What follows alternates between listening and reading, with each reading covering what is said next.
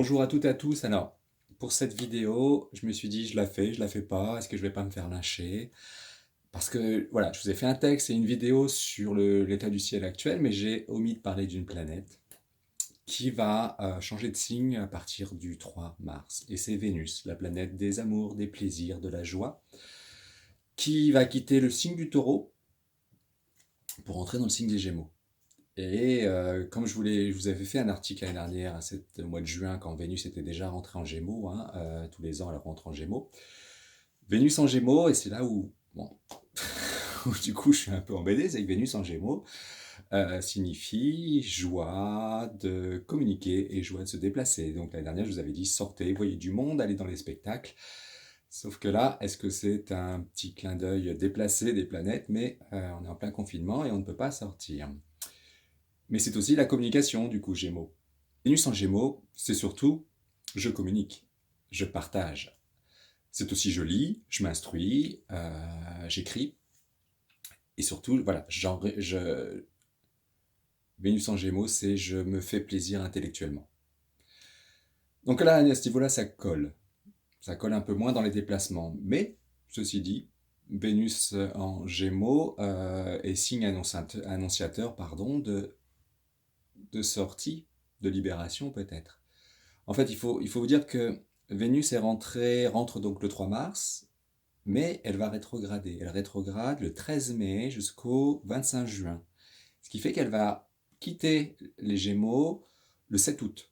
Donc en fait, elle reste très longtemps en Gémeaux. Donc,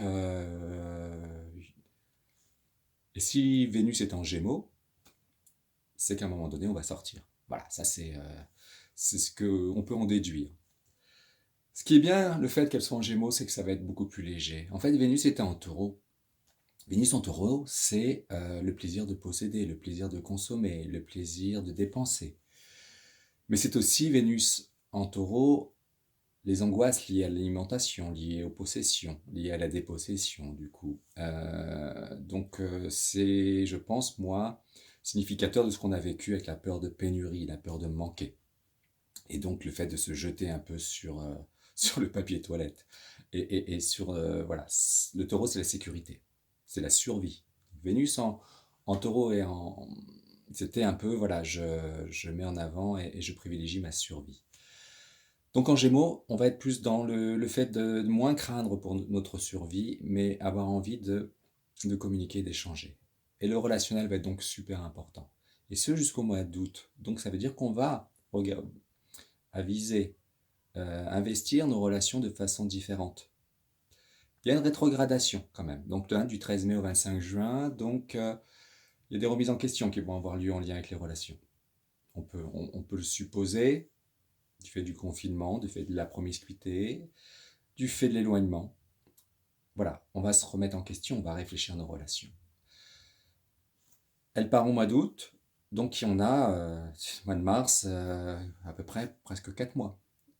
On va travailler cette question du relationnel, cette question de l'échange, cette question des réseaux sociaux, de la communication.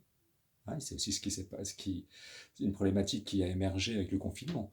Donc voilà, Vénus en Gémeaux va nous rendre certes plus légers, mais va nous demander de retravailler nos relations et la communication dans les relations. Voilà, c'était ma petite vidéo sur Vénus en Gémeaux.